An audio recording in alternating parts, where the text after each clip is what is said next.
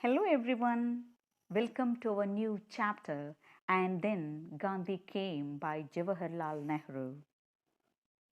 We know that Jawaharlal Nehru, the first Prime Minister of India, and he promoted democracy, socialism, secularism, and unity. He adapted modern values to the Indian situation. He was a great writer and he wrote world famous books like The Discovery of India, Glimpses of World History, and an autobiography. He was awarded the Bharat Ratna, India's highest civilian honor. Our chapter And Then Gandhi Came by Jawaharlal Nehru. Nehru writes about the timely arrival of Gandhiji to Indian politics when the country was in dire need of such a leadership. Gandhiji was like a beam of light that removed the darkness. Nehru makes a right assessment of Gandhiji in the discovery of India. Nehru writes about the timely arrival of Gandhiji to Indian politics when India was in dire need of such a leadership. Really, we are under the grip of British people. We Indians are under the grip of the powerful monsters like the British people. Really, we are helpless in the grip of these monsters. At that time, Gandhiji entered to Indian politics. And Nehru speaks that the timely arrival of Gandhiji to Indian politics when the country was in the dire need of such a leadership, isn't it? And his arrival to Indian politics, it was like a beam of light that removed the darkness. We, the Indians, were in darkness. At that time, Gandhiji arrived to Indian politics. And his arrival was like a beam of light that removed the darkness from our eyes. And Nehru makes a right assessment of Gandhiji in his discovery of India. Now we can read the chapter. And then Gandhi came by Nehru. World War I ended at last, and the peace, instead of bringing us relief and progress, brought us repressive legislation and martial law in the Punjab. World War I ended at last. It means that World War I finally ended. And the peace, instead of bringing us relief and progress, brought us repressive legislation and martial law in Punjab. But the peace, instead of bringing us relief and progress, we expect peace and progress in India after the World War I. But instead of peace and relief and progress, it brought us repressive legislation and martial law in Punjab. Repressive legislation by the British people and martial law in Punjab. A bitter sense of humiliation and a passionate anger filled our people. Really, we are helpless. We, the Indians, are helpless under the British people. A bitter sense of humiliation and a passionate anger filled our people. The British people humiliated every Indians, and a passionate anger filled among the Indians. We had become a derelict nation. We had become like an abandoned nation without any leader to guide us properly. We have so many leaders, but not a proper leader to guide us. Yet, what could we do? How to change this vicious process? We are helpless, really. So, what could we do? And how to change this vicious process? We seem to be helpless in the grip of some powerful monsters. Who are these powerful monsters here? Yes, the British people. We are in the grip of these powerful monsters. We are helpless. We are entangled, large. In the grip of these powerful monsters, our limbs were paralyzed. Our limbs were paralyzed means, yes, we the Indians. Our limbs were paralyzed. Our minds didn't. Our limbs were paralyzed. We were unable to move under the grip of those British people. Our limbs were paralyzed and our minds were deadened. Large numbers of people cut off from the land and incapable of any kind of manual or technical work. We are incapable to do any kind of manual or technical work, and we are helpless, hopeless. Okay, we are helpless and hopeless, and we joined the swelling army of the unemployed, a large group of unemployed people in India, and we joined the swelling army of those unemployed without any job. We were jobless and helpless and hopeless, and we sank ever deep into morass. Morass means such a complicated situation. We are moving to this complicated situation each and every day. They did not know where to look, for neither the old nor the new offered them any hope. So we did not know where to look, for neither the new nor the new, neither the old nor the new offered them any hope. We are hopeless. Neither new nor old gives us any hope. The summary of the first paragraph once again. World War I finally ended. But the peace, instead of bringing us relief and progress, brought us repressive legislation and martial law in Punjab. People felt humiliated and they were very angry. Yet, what could we do to change this vicious process? We seemed to be in the grip of the powerful monsters, the British people. Our minds and limbs were paralyzed. There were many people without any employment, and there was extreme poverty prevails in India. We don't know where to look for help.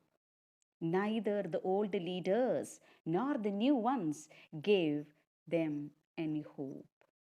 So that is the first paragraph. Okay, I think you get clear. Next paragraph. What could we do? How could we pull India out of this quagmire of poverty and defeatism? Not for a few years of excitement and agony and suspense, but for long generations, our people had offered their blood and toil, tears and sweat. And this process had eaten its way deep into the body and the soul of India, poisoning every aspect of our life. So he's asking, what could we do? How could we pull India out of this quagmire of poverty and defeatism?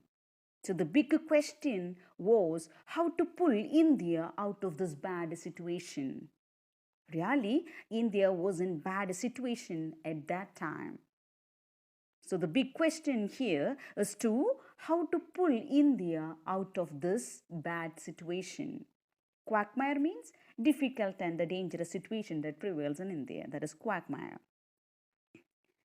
And not for a few years of excitement and agony and suspense, but for long generations our people had offered their blood and toil.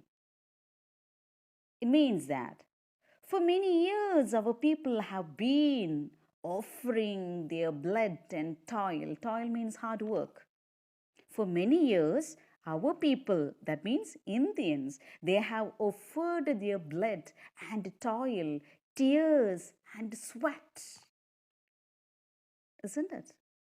Not for a few years of excitement and agony. It is not for few years and not for just few years, but for a long generations, our people had offered their blood and their hard work. They worked hard for India. They worked very hard. And they offered their tears and sweat. And this process had eaten its way deep into the body and soul of India. Now, the body and the soul of India were in utter despair. Okay. Not for A few years of excitement and agony and suspense, but for long generations our people had offered their blood and toil, tears and sweat. And this process means the offering the blood and toil, tears and sweat of Indians. Okay, it had eaten its way deep into the body and soul of India, poisoning every aspect of life. It means that the British people, okay, they are treating us very cruelly. And that way it goes deep into the body and the soul of India, poisoning every aspects of our life. We are not able to escape from it. They had eaten or they had poisoned every aspects of the life of Indians. Okay. Now the body and the soul of India were in bad shape. Every aspects of our life were poisoned by the British. Okay, that is the second paragraph. Next paragraph. And then Gandhi came. He was like a powerful current of fresh air that made us stretch ourselves and take a deep breath, like a beam of light that pierced the darkness and removed the scales from our eyes, like a whirlwind that upset many things, but most of all the working of people's mind. Now, Gandhi's arrival to Indian politics. He's talking about Gandhiji's arrival to Indian politics. And then Gandhi came. It means that, yes, Gandhiji's arrival to Indian politics. When the country was in dire need of such a leadership, Gandhi came to Indian politics. His emergence. He was like a powerful current of fresh air. So Nehru says that he means who here? Yes, Gandhiji. He was like a powerful current of fresh air. Gandhiji's arrival to Indian politics, it was just like a powerful current. It's like a powerful current of fresh air. Before that, we were sophisticating, isn't it? And he was like a powerful current of fresh air. And that made us stretch ourselves and take deep breaths. So, when Gandhiji entered into Indian politics, it was like a fresh air. And that stretch ourselves. We were very comfortable after his arrival, and we take deep breaths. Now we are not inhaling the poisonous gases. We are inhaling the fresh air because of the arrival of Gandhiji to Indian politics. It was like a full current of fresh air and like a beam of light. His arrival to Indian politics, it was like a beam of light that pierced the darkness. So, his arrival, it is compared to powerful current like a beam of light that pierced the darkness. Okay, that pierced the darkness. That means that we were in darkness. Okay, and when he came, the light emerged and removed the scales from our eyes. Okay, the total darkness that removed from our eyes after his arrival to Indian politics. Next comparison, like a whirlwind that absorbed many things. Yes, his arrival, it is just like a whirlwind that absorbed many things. But most of all, the working of all people's mind. He did not descend from the top. He seemed to emerge from millions of India speaking their language. So Nehru says that he did not descend from the top. He did not descend from the top, but he emerged from the millions of India speaking our language. He would. It means that he emerged, okay, from millions of India speaking their language. Clear the view. So Gandhiji's arrival to Indian politics is mentioned in this paragraph, and he was like a powerful current of fresh air, like a beam of light, like a whirlwind that upset many things. Okay, these all are the comparisons used by Nehru about Gandhiji's arrival to Indian politics. Next paragraph. Get off back the peasants and workers, he told us. All of you who live by their exploitation, get rid of the system that produces this poverty and misery. Get off back of these peasants and workers. Get off backs of these peasants and workers. What does it mean? He asked the exploiters, that means Gandhiji asked the exploiters to get off back the peasants and workers, because the peasants and workers, they are struggling hard to earn their living. They were under the feet of British people. So we want to get rid of that system that prevails in India. So he first asked the exploiters. Exploiters means, yes, the British people, to escape or to get off back these peasants and workers. Clear, all of you. That is first warning. Get off back the peasants and workers. He told us, all of you who live by their exploitation. So the British people are exploiting these peasants and workers from morning till night. So he wanted to escape, or he wanted to get off back these peasants from working hard or by exploiting them. So he told that get off back these peasants and workers, he told all of us who live by their exploitation, and to get rid of the system that produces this poverty and misery. So he told the British people, and he told to the Indians also, to get rid of the system that produces this poverty and misery, because we know that in India at that time poverty and misery were with us. So he asked them to get rid of that system that produces this poverty and misery. We want to wipe out this poverty and misery that prevails in India. So he asked to remove the system that produces poverty and misery, and he asked the exploiters to get off back the peasants and workers. Political freedom took a new shape. Political freedom took a new shape then and acquired a new content. Much that he said we only partially accepted for some times, did not accept at all. Political freedom took a new shape then. After Gandhiji's arrival to Indian politics, political freedom took a new shape. Everyone get energy, and the political freedom took a new shape and acquired a new content.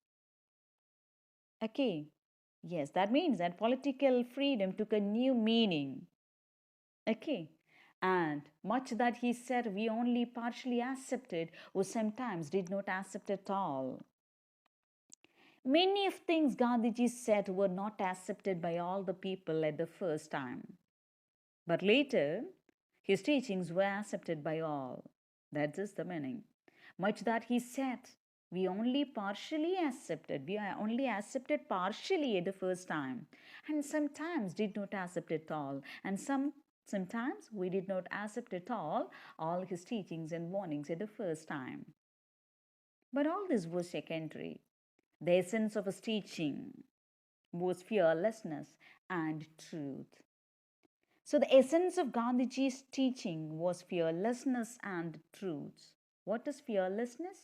Yes, abhaya, isn't it?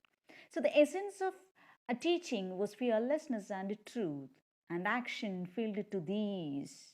Action allied to these. Action allied to these. We want to keep aloof from action. Okay, so the essence of his teachings was fearlessness and truth. Then the greatest the essence of his teaching was fearlessness and truth, and action allied to these, always keeping the welfare of the masses in view. He keeps the welfare. He want to keep the welfare of the masses. Masses means people. He want to keep the welfare of masses in view. the greatest gift of an individual or a nation. So we had been told in our ancient books was abhaya, that is fearlessness. Not merely bodily courage, but the absence of fear from the mind. Okay, so the greatest gift of an individual or a nation, so we had been told in our ancient books, was abhaya, that is fearlessness. So we have been told in our ancient books that the greatest gift of an individual is abhaya, that is fearlessness. And it is what is abhaya? It is not merely the bodily courage, but it is the absence of the fear from the mind. Abhaya means it is not the bodily courage, but it is the absence of fear from mind. What is abhaya? Abhaya is the absence of fear from mind. It is not the bodily courage. It is the absence of fear from the mind. Okay. The dominant impulse in India was British rule, was that of fear. Pervasive, oppressing, strangling fear. Fear of the army, the police, the widespread secret service. Fear of the official class. Fear of laws meant to suppress and of prison. Next, the dominant impulse in India was under British rule was that of fear. The dominant impulse of the people in India under British rule was it of fear, fear of British people among Indians. Okay, it is pervasive, oppressing, strangling fear, fear of army. These all are the fears that prevails in India during the British people. They ruled India. Okay, what are the fears? Yes, the fear of the army, fear of police, fear of widespread secret service, fear of the official class, fear of laws meant to suppress and of prison, fear of landlord's agent, fear of money lender, fear of unemployment and starvation, which were always on the threshold. These all are the fears that prevails in India during that time. Okay, so fearlessness. What is fearlessness? Fearlessness, it does not mean the bodily courage, but the absence of the fear from the mind. And the British ruled India through putting fear into us, isn't it? When they ruled India, they put fear into us. Which are the fears they put into us? It is the fear of the army, fear of the police, fear of secret service, fear of official class, laws, prison, landlord's agent, money lender, unemployment, and starvation. Okay, these all are the fears that put into us by the British people. And Gandhiji, he wanted to remove this fear from our minds. Isn't it? So he told the Indian people not to be afraid. Okay, let's go. It was against all this pervading fear that Gandhiji's quiet and determined voice was raised.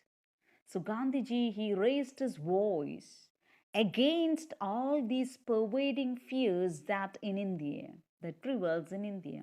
So Gandhiji, he raised his voice against these fears that prevails in India.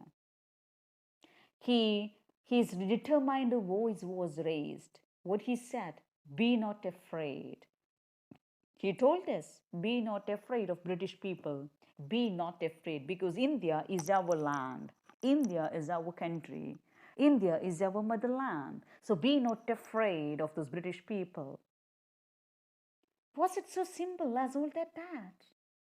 Was it so simple? Not quite. And yet, fear built its phantoms which are more fearsome than reality itself. So, he told us not to be afraid of those people, and it was not easy to fear, or it was not easy to free the people from fear because they exerted fear into us, and it is not so easy to free the fear from the people of Indians because this fear built its phantoms.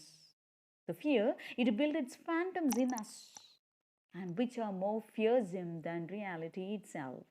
And reality, when calmly analyzed and its consequences willingly accepted, loses much of its terror. So he says that when we calmly analyzed the fear and its consequences and we accepted that consequences in reality, we can lose much of its terror.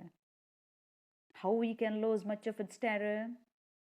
Yes, when we calmly analyzed and its consequences were willingly accepted, we can lose much of its terror. So that is this paragraph. Okay, so what this paragraph? Just once again. So he asked the exploiters to get off back of the peasants and workers. And he asked them to remove the system that produces the poverty and misery that prevails in India. And after that only, the political freedom took a new shape. And many of the things Gandhiji said were not accepted by all the people. The essence of his teaching was fearlessness. And what is fearlessness? It is abhaya. The essence of his teaching, was fearlessness and truth. And he always kept the welfare of the masses in view. And our great ancient books tells us that fearlessness is the greatest gift of an individual or nation. And what is fearlessness? It does not mean the bodily courage, but the absence of the fear from the mind. And he talking about the British people. Really, the British people ruled India for many years, and they put fear into us. It is the fear of the army, fear of the police, fear of widespread secret service, fear of landlord's agent, fear of starvation, money lenders, etc. Okay. And Gandhiji wanted to remove all this fear from our mind. And he told the people not to be afraid.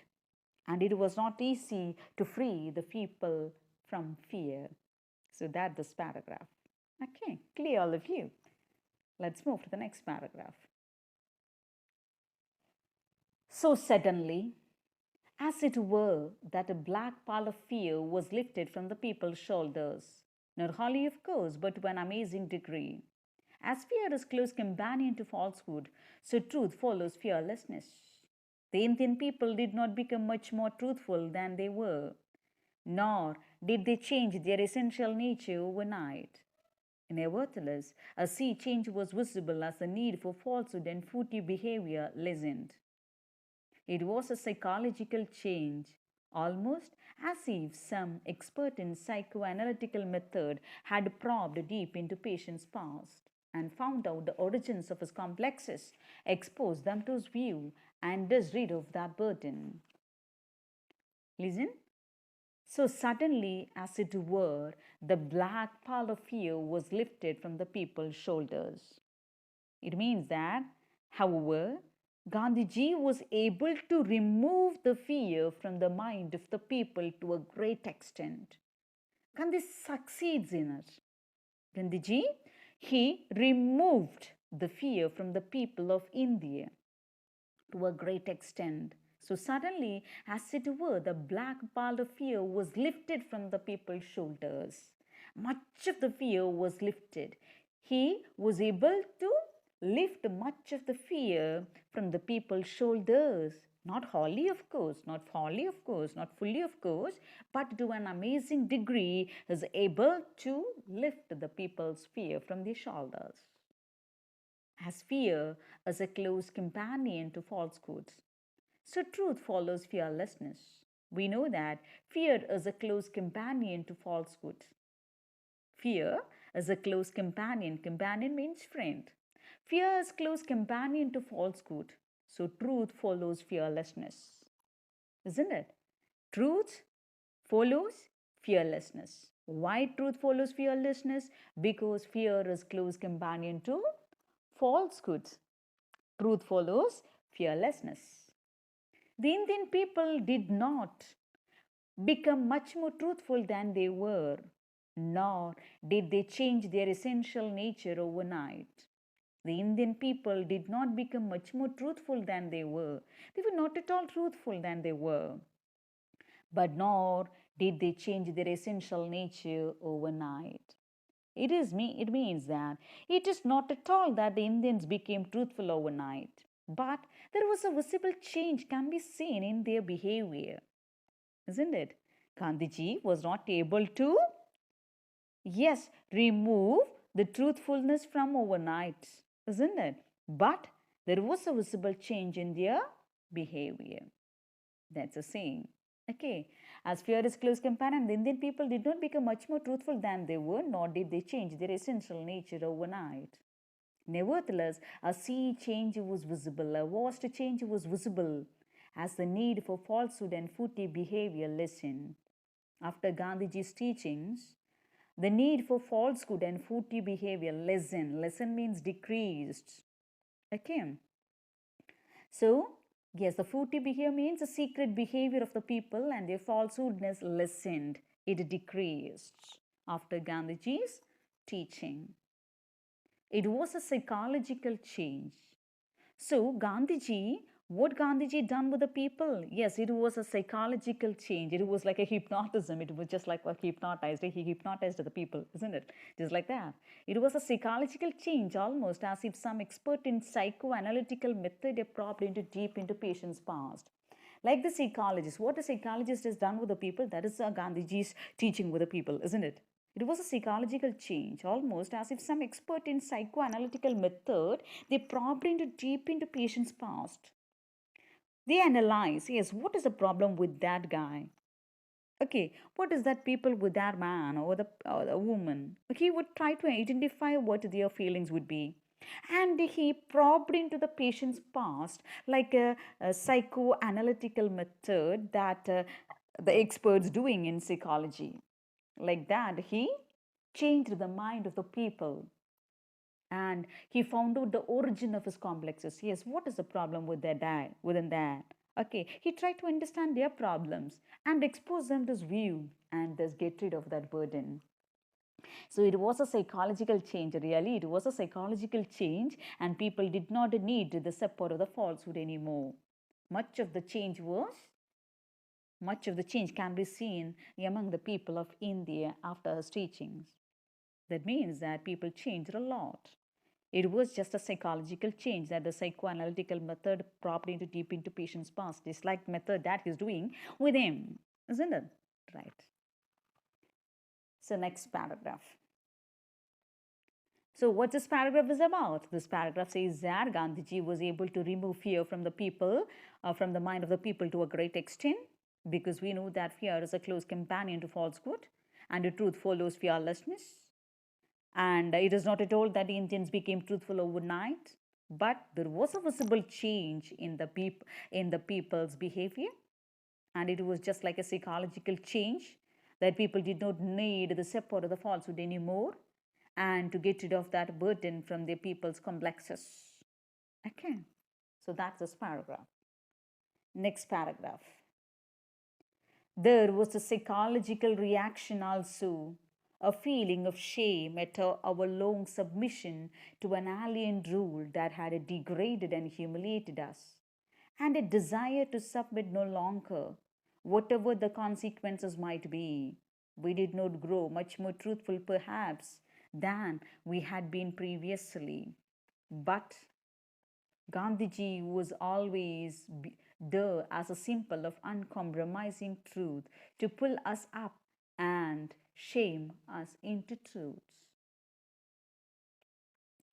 Listen, there was a psychological reaction also. That means there was also a psychological reaction among the people. Okay, there was a psychological reaction, a feeling of shame at a long submission to an alien rule. Alien means foreign rule, isn't it?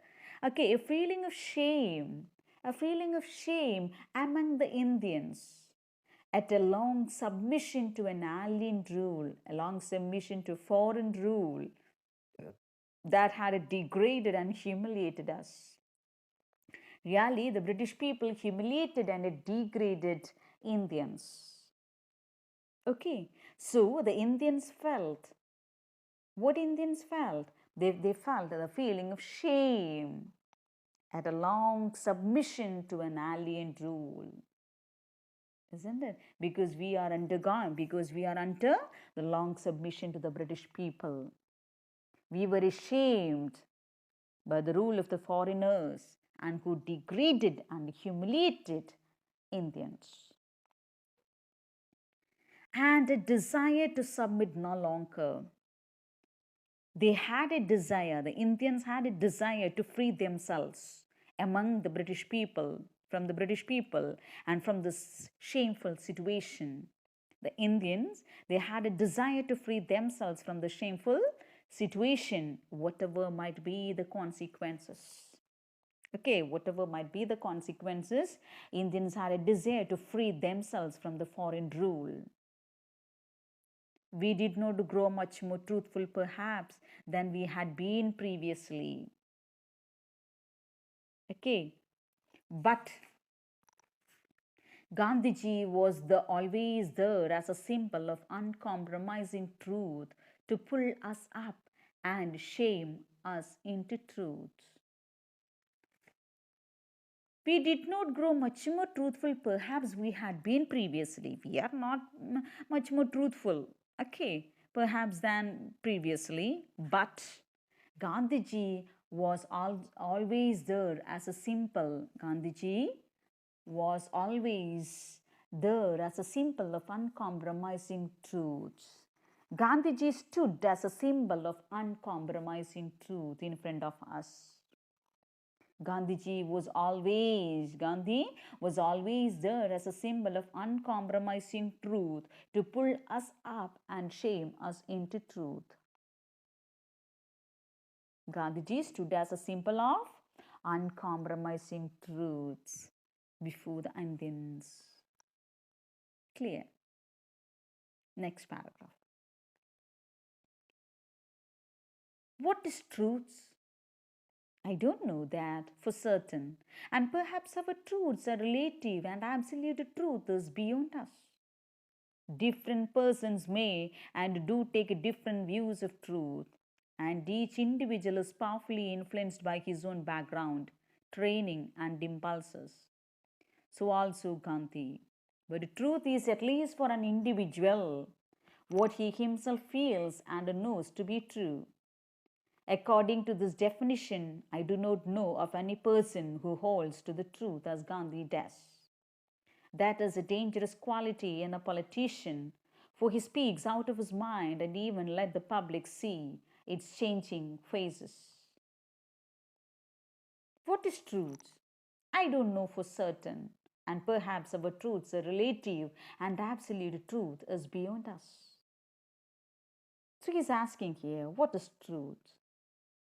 That means truth seems to different from person to person. Truth seems to different from person to person. My truth may not be your truth. And absolute truth is beyond any one of us, isn't it?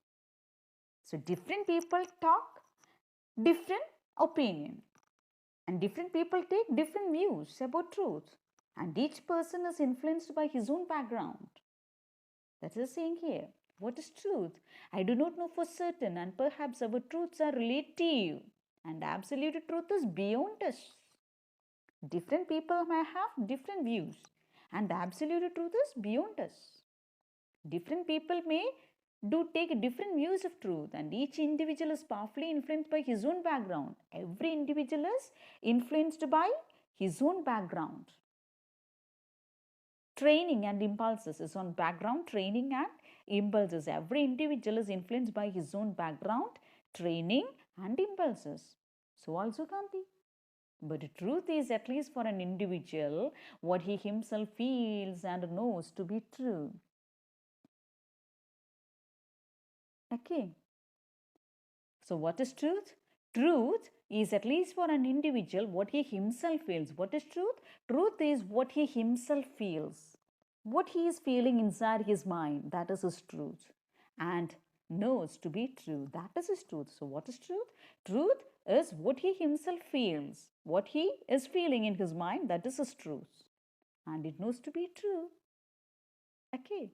According to this definition, I do not know of any person who holds the truth as Gandhi does. And according to this definition, I don't know of any person, Nehru speaking, that he don't know of any person who holds the truth as Gandhi does, because Gandhi stood as a symbol of uncompromising truths. Isn't none can hold such truths like Gandhiji, isn't it? So I don't know if any person who holds to truth as Gandhi does. That is a dangerous quality in a politician. So speaking that, it is a dangerous quality in a politician, for he speaks out of his mind and even lets a public see its changing faces. Okay. So we can, however, say that for an individual, truth is what he himself feels and it knows to be true. And he says that he don't know of any person who hold the truth as Gandhiji does. And that is a dangerous quality in a politician. Speaking only truth is just like a snollygoster. Most of the politicians are like snollygosters, isn't it? So that is a dangerous quality in a politician. That is a dangerous quality in a politician, for he speaks out of his mind. For he speaks out of his mind and even lets the public see its changing faces. It's a dangerous quality in a politician, that is speaking only truth. It is a dangerous quality in a politician, for he speaks out of his mind. Sometimes he will speak out of his mind and even let's see the public see its changing faces. And even lets the public see its changing faces. So that's this paragraph. So he's asking what is truth, and a truth, it seems to be different from people among people. And my truth may not be similar to your truth. It may be different. And absolute truth is just beyond all us, isn't it? So different people may take different opinions of truth, and each person is individual. Each individual is influenced by his own background, impulses, training, etc. And Gandhiji stood as a symbol of uncompromising truth in front of us, isn't it? And he says that it's a dangerous quality for a politician that he speaks out of his mind and even lets us see public change. Sorry, see, lets the public see it changing faces. Okay, that's this paragraph. Next paragraph. Gandhi influenced millions of people in India in varying degrees. Some changed the whole texture of their lives. Others were only partly affected, or the effect wore off. And yet not quite, for some part of it could not be wholly shaken off. Different people reacted differently, and each will give his own answer to this question. Gandhiji influenced millions of people in India in varying degrees. Gandhiji influenced millions of people in different degrees, isn't it? So Gandhiji influenced millions of people in India in varying degrees. Some changed the whole texture of their lives. Some people changed wholly. Some changed the whole texture of their lives. Others were only partly affected. Slight changes can be seen in some people, but some people changed totally. But only a slight changes can be seen in some people, or the effect wore off, and it quite not. For some part of it would not be wholly shaken off, but some people did not change at all. It means that Gandhiji, he influenced millions of people in varying degrees. Some changed completely, others were affected only partly, and some were not affected at all. Different people reacted differently, and each one had his own answer about the change. Isn't it? Different people reacted differently, and each will give his own answer to the question. Everyone has their own answers to the question. They never interrupted others. Everyone has their own answers. Different people reacted differently, and each will give his own answer to this question. Clear? So that is this paragraph. Gandhiji influenced millions of people in different ways. Some people were changed wholly. That means some people were changed completely. Some were partly changed, and some were not changed at all. Different people reacted differently. Okay, so that's this paragraph. Next paragraph. His call of action was twofold. There was, of course, the action involved in challenging and resisting foreign rule. There was also the action which led to fight against our own social evils. Apart from the fundamental objective of the Congress, the freedom of India and the method of peaceful action, the principal planks of the Congress were national unity, which involved the solution of the minority problems and the raising of the depressed classes and the ending of the curse of untouchability. His call of action was twofold. Gandhiji's call of action was twofold action. There was, of course, the action involved in challenging and resisting foreign rule. There was, of course, the action involved in challenging and resisting foreign rule. So his call of action was twofold action.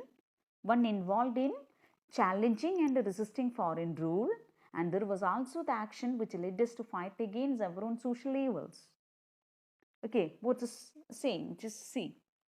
So his call of action, Gandhiji's call of action was twofold action. Gandhiji's call of action was twofold action. The action, what is the first action? The first action involved in challenging and resisting foreign rule. What is the first action? Challenging and resisting foreign rule. What is the first action? Challenging and resisting foreign rule. Okay, and there was also action which led us to fight against our own social evil. What is the second action? To fight against our own social evils. Okay, to fight against our own social evils. Which are the social evils that prevails in India? Like untouchability, curse of untouchability, minority problems, unemployment. These all are the social evils that prevails in India, isn't it? Class struggle, isn't it?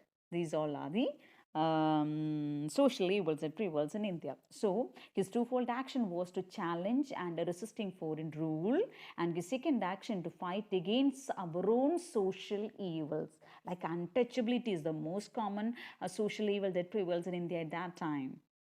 Okay, right. The class struggle, color discrimination, racial discrimination. These all are the social evils prevails at that time. So his twofold action was to challenge and resisting foreign rule and to fight against our own social evils.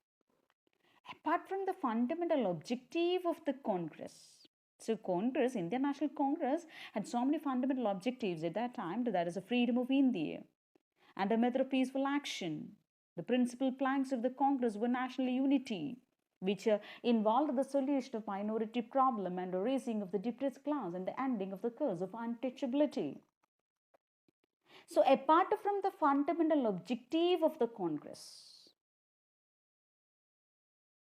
okay, what is the fundamental objective of Congress? Freedom of India. Apart from that, Congress had so many aims. Which are the aims of Indian National Congress at that time? Method of peaceful action. Method of peaceful action. And the principal planks of Congress were national unity, national integration, national unity, which involved the solution of minority problems. Okay, we want to solve the minorities' problems and the raising of the depressed class. Most of the classes were depressed at that time, and to raise depressed classes, raising of the depressed classes. Then, ending of the curse of untouchability. We must end the curse of untouchability. Social discrimination, racial discrimination, color discrimination. We want to end these all curses. So these all are the fundamental objectives of Indian National Congress at that time. Clear, all of you? Is it clear for you?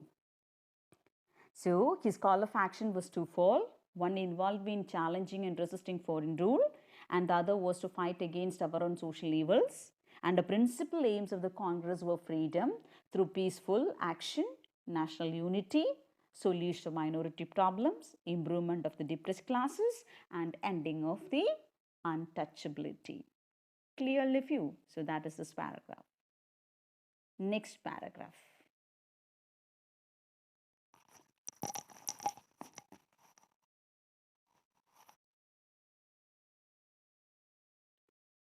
Realizing that the main props of British rule were fear, prestige, cooperation of the people, and certain classes who vested interest and were centered in British people, Gandhiji attacked these foundations.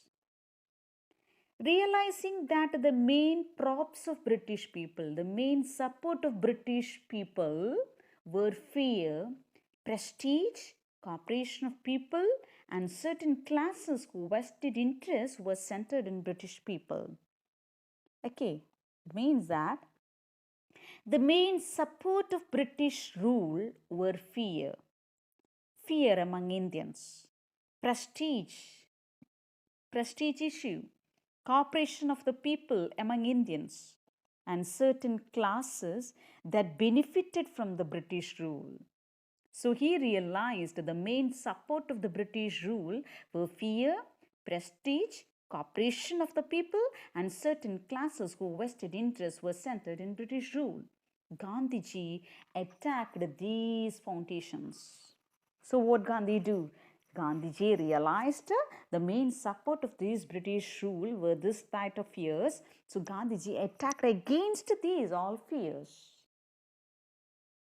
Clear? Titles were to be given up. Titles were to be given up.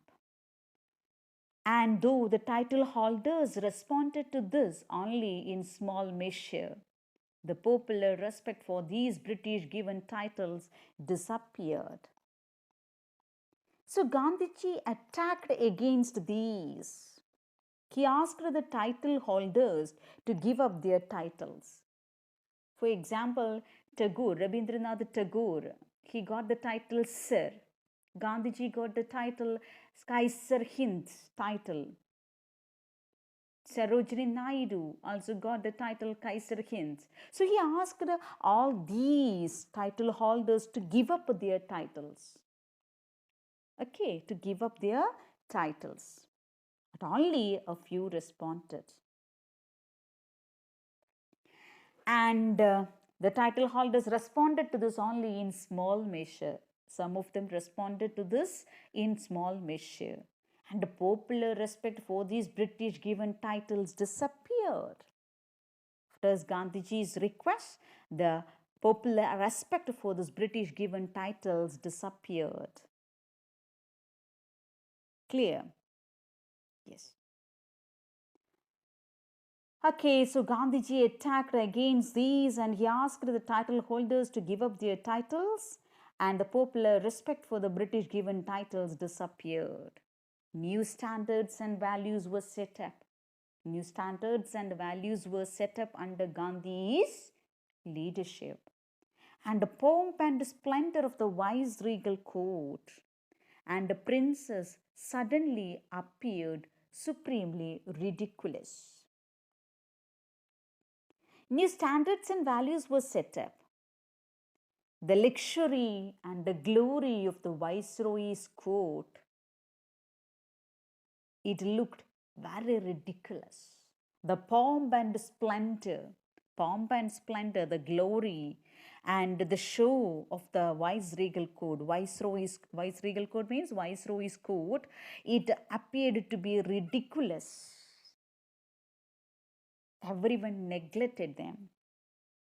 New standards and values were set up, and the pomp and the splendor of the viceregal court and the princess suddenly appeared supremely ridiculous. They became ridiculous, and rich men were not so anxious. Rich men were not so anxious to flaunt of their riches.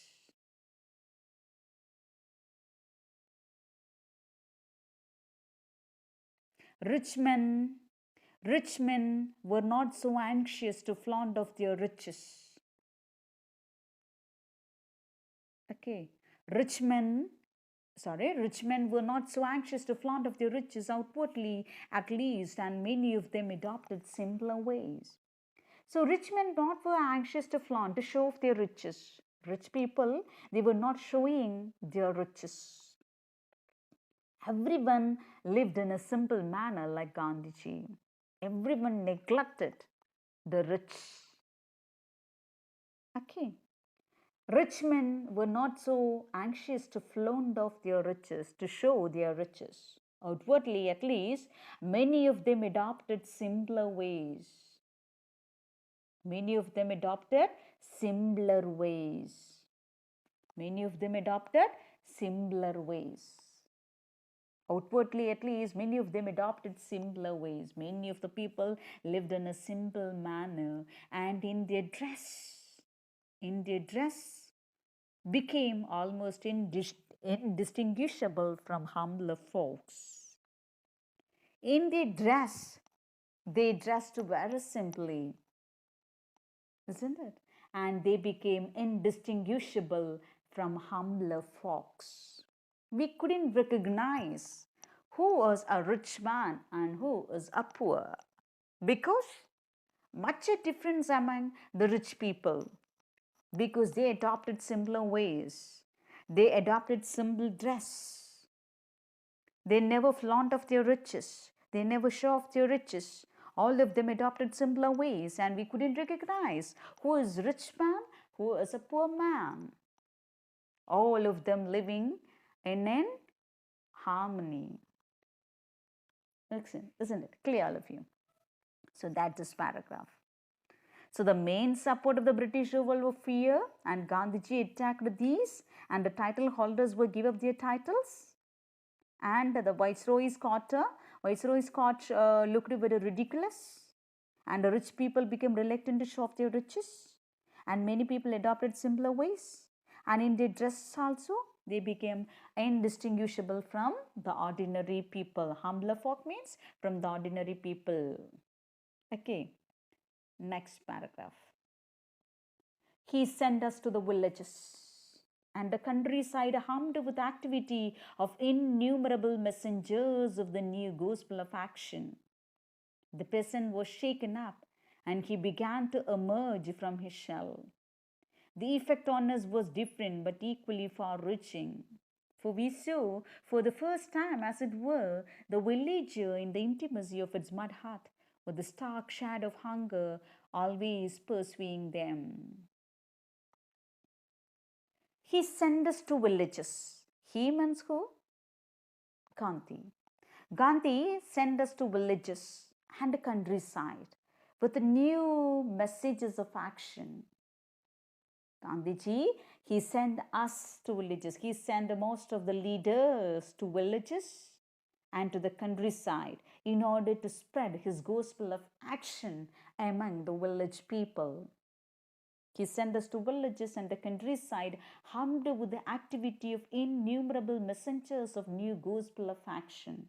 It means that Gandhiji sent us to rural villages in order to spread his gospel of action among the villages and among the countryside people. The peasant was shaken up and he began to emerge from the shell. The peasants began to come out of their hut because of Gandhiji's gospel of action. The effect on us was different but equally far reaching. For the first time, we saw the villager in the mud hut of poverty, with the stark shadow of hunger always pursuing him. So the effect on us was different and far reaching. The effect on us means among the leaders, the effect on us was different but equally far reaching, for we saw for the first time, as it were, the villager in the intimacy of his mud hut. Because most of the villagers were able to see how the village people are living in their hunger and poverty in their mud hut. With their naked eyes, they will be able to identify how their daily lives were going. Isn't it? So the effect on us was different but equally far reaching, for we saw for the first time, as it were, the villager in the mud hut of her with the stark shadow of hunger always pursuing him. We learned our Indian economics more from these visits than the books and learned discourses. We learnt our Indian economics more from these visits. We means who? The leaders, the Indian fighters, the freedom strugglers. So we learnt our Indian economics more from these visits than we learned from the books. So they have learned a lot of things from books. But these things, but they learned our Indian economics from these visits than the books and the learned discourses. Isn't it? Clear? Yes. He says that we learned Indian economics more from these visits than from the books. They learned much from these visits than they learned from the books. And the emotional experience we had already undergone was emphasized and confirmed. The emotional experience we had already undergone was emphasized and confirmed, and henceforward there could be no going back for us to our old life of our own standards. So, the emotional experience we had already undergone was emphasized. The emotional experience we had already undergone was emphasized. It is clear for them what is their emotional experience they had undergone. The emotional experience we had already undergone was emphasized and confirmed. And henceforward, there could be no going back for us to our old life or our old standards. So the great leaders, they understood that there could be no going back for them to their old standard lives. The emotional experience was great, and there was no going back to their old lives and old standards after learning the total Indian economics from the villagers living in mud huts. They understood the fact that there would be no going back to their old lives and old standards. Because they learned the Indian economics more from these visits than they learned from the books and the discourses. Clear, all of you? Good. Next paragraph. What was the idea of India which he was setting out to mold according to his own wishes and ideals? I shall work for an India in which the poor shall feel that is their country, in whose making they have an effective voice. An India in which there shall be no high class and low class of people. An India in which all the community shall live in perfect harmony. There can be no room in such an India for the curse of untouchability or the curse of intoxicating drinks and drugs. I shall work for an India in which the poor shall feel that it is their country. I shall work for an India in which the poor people shall feel that it is their country. India is our country. The poorest must feel that it is our country. India is our country. And whose making they have an effective voice. They must have an effective voice. An India in which there shall be no high class and low class of people. There shall be no discrimination among high class and low class of people. There shall be no high class and low class of people. An India in which all the communities shall live in perfect harmony. In India, in which all the communities must live in perfect harmony. There will be no discrimination between high class and low class people. An India in which all the communities shall live in perfect harmony, perfect peace or unity. There can be no room in such an India for the curse of intoxicating, for the curse of untouchability or the curse of intoxicating drinks and drugs. There can be no room in such an India. There can be no space in India for the curse of untouchability. Okay, we want to eradicate these all things. Untouchability, intoxicating drinks and drugs. Okay. There can be no room in such an India for the curse of untouchability or the curse of intoxicating drinks and drugs. There will be no space in India for intoxicating drinks and drugs. Women will enjoy the same right as men. Women will enjoy the same right as men. There will be no high class and no low class people here. All communities should live in perfect peace and unity or harmony. There will be no untouchability here. There will be no intoxicating drinks and drugs here. Women will enjoy the same right as men. Okay. Women will enjoy the same right as men. This is the India of my dreams. This is the India of my dreams. Proud of his Hindu inheritance as he was, he tried to give to Hinduism a kind of universal attire and included all religions within the fold of truths. This is the India of my dreams, and proud of his Hindu inheritance, and he was, as he tried to give Hinduism a kind of universal attire and included all religions within the fold of the truths. Although he was proud of his Hindu inheritance, he tried to make it universal, which would include all religions within its fold. He treated every religions equally.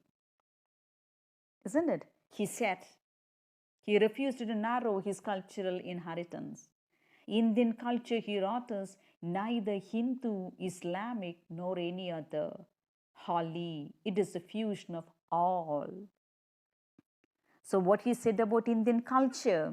He said Indian culture is neither Hindu, Islamic, nor any other. It is completely, it is a mixture of all religions. It is a mixture of Buddha, Hindu, Islam, Christian, Parsi, Jaina.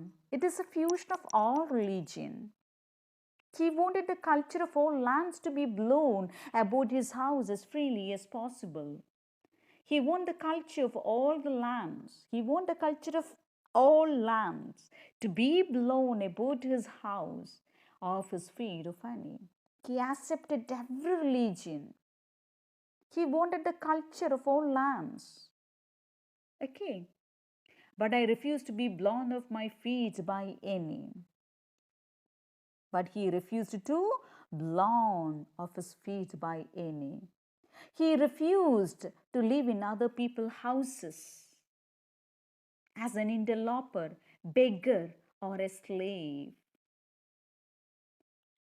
Influenced by modern thought currents, he never let go of his roots and clung to them tenaciously. So he said he refused to live in other people's houses as an intruder, a beggar, or a slave. Although he was influenced by modern thoughts, he never let go his roots. He was influenced by modern thoughts, but he never let go his roots. He clung to them tenaciously. Okay, so what this paragraph is about? He said that he would work for an India where the poor shall feel that it is their country. And there will be no high class and low class of people here in India. All Indians should live in perfect harmony. There will be no untouchability. There will be no intoxicating drinks and drugs. Women will enjoy the same right as men. And he was proud of his Hindu inheritance and he tried to make it universal. And he said, Indian culture is neither Hindu, Islam, or any other. It is a fusion of all. It is a mixture of all. He wanted the culture of all lands to be blown about his house as freely as possible, but he refused to be blown off his feet by any. He said he refused to live in other people's houses as an intruder, as a beggar, or as a slave, although he was influenced by modern thoughts. He never let go of his roots. He clung to them tenaciously. Clear all of you. So we are moving to a last paragraph. Our last paragraph.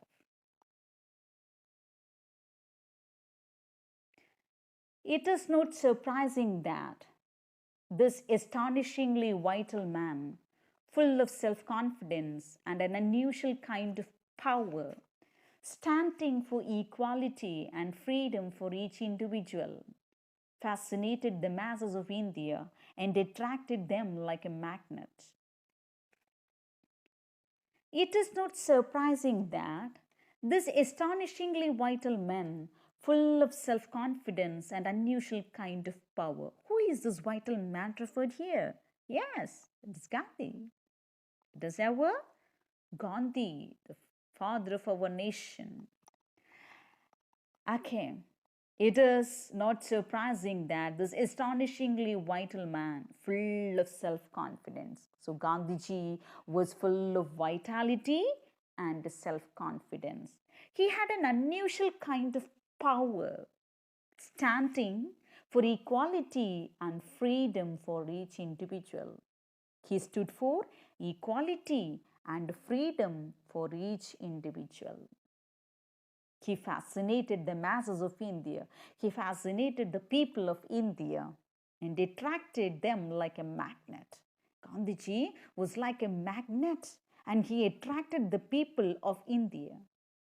He seemed to them to link up the past with the future and to make the dismal present appear just as a stepping stone to that future of life and hope.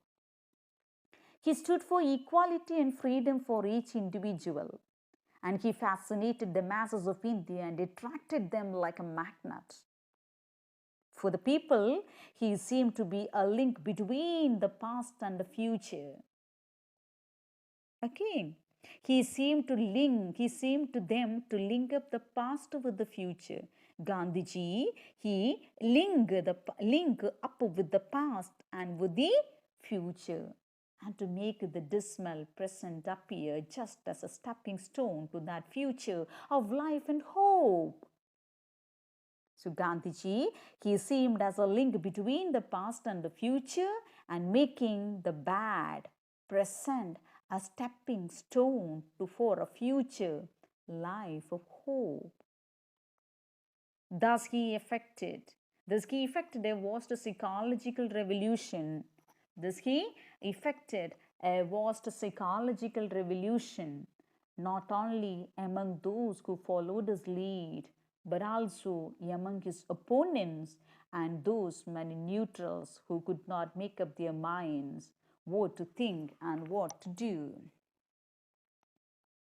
Thus, he effected a vast psychological revolution, not only among those who followed his lead, but also among his opponents and those many neutrals who could not make up their minds and what to think and what to do.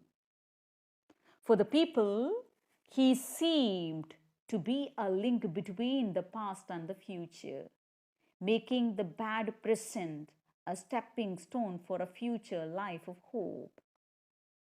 He brought about a psychological revolution not only in his friends, but also in his enemies and even the neutrals who would not decide what to think and what to do. So, what this paragraph is about? Said that he stood as a symbol of uncompromising truth and he stood for equality and freedom. He fascinated the people of India and he attracted them like a magnet. He seemed to be a link between the past and future. Okay, and making the present unhappy appear just as a stepping stone to the future, isn't it? And he effected a psychological revolution, not only the people who followed his paths, but also among his enemies and those many neutrals and who could not make up their minds what to think and to what to do. So he effected a psychological revolution not only among those who lead his path, those who supported him, isn't it? But also among his enemies too, he effected a psychological revolution. Really, it is an excerpt from Jawaharlal Nehru's The Discovery of India. Here ends our lesson. Please don't forget to subscribe my channel. Please subscribe my channel and share my videos to your friends too. And thank you. Thanks for watching. Thank you all. Thanks a lot.